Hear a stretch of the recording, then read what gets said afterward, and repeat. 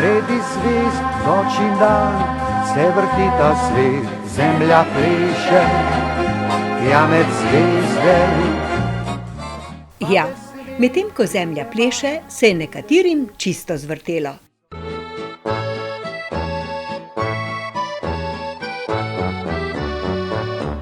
Mi ga sličingamo in protestiramo, ker se nam res mudi vladi podkuriti.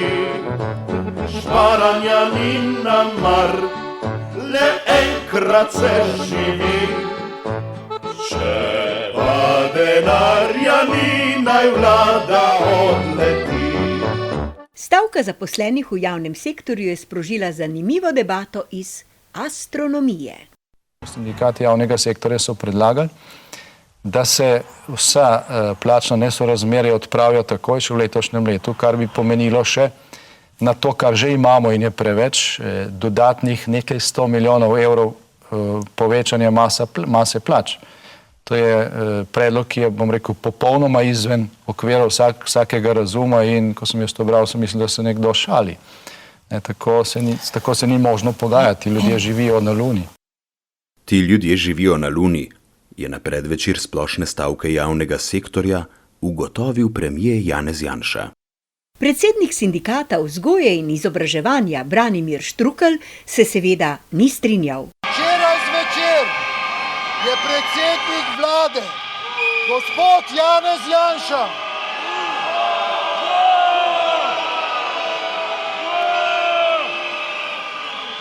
žalil sindikate in sindikaliste, da smo na Luni.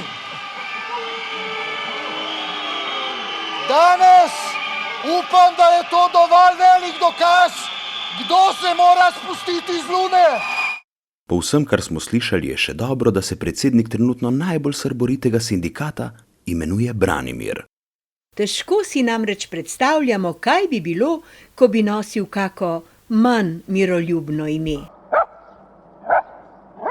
Kdo je v resnici bolj za Luno, pa zgovorno pove podatek, ki ga je ob sredinih dogodkih navedel generalni sekretar Združenja delodajalcev, obrti in podjetnikov Slovenije, Igor Antauer. Manj kot 400 tisoč ljudi dela v realnem gospodarstvu. Mi se bomo toliko časa šalili, da seveda bo tudi tisto, kar ustvarja dnevno dodano vrednost, ne bo preživelo. Zaposleni v realnem sektorju pa se le težko odločajo za stavko. Preveč dobro se zavedajo tveganja, da bi to poslabšalo položaj njihovih podjetij in s tem tudi njihov lastni položaj. Da o položaju vseh, ki so od njih odvisni, sploh ne govorimo. Bili pa so deležni kritik stavkajočih. Danes bi moralo biti tu gospodarstvo in javni sektor, vsi skupaj bi morali demonstrirati proti uničevanju naše blaginje, bodočnosti in vse to, za kar smo do zdaj delali. Uporabna naloga. V Sloveniji živi 2 milijona prebivalcev. Od tega jih 400 tisoč zaposlenih v realnem sektorju poleg sebe preživlja še 1 600 000 drugih. Med temi je 530 tisoč upokojencev, 110 tisoč brezposelnih, 170 tisoč javnih uslužbencev in tako naprej. Vprašanje? Ker je na prvi pogled očitno, da vsak od zaposlenih v realnem sektorju vzdržuje 5 oseb, bi bilo zanimivo vedeti, kdo je zdaj tu za Luno. Naj ponovim.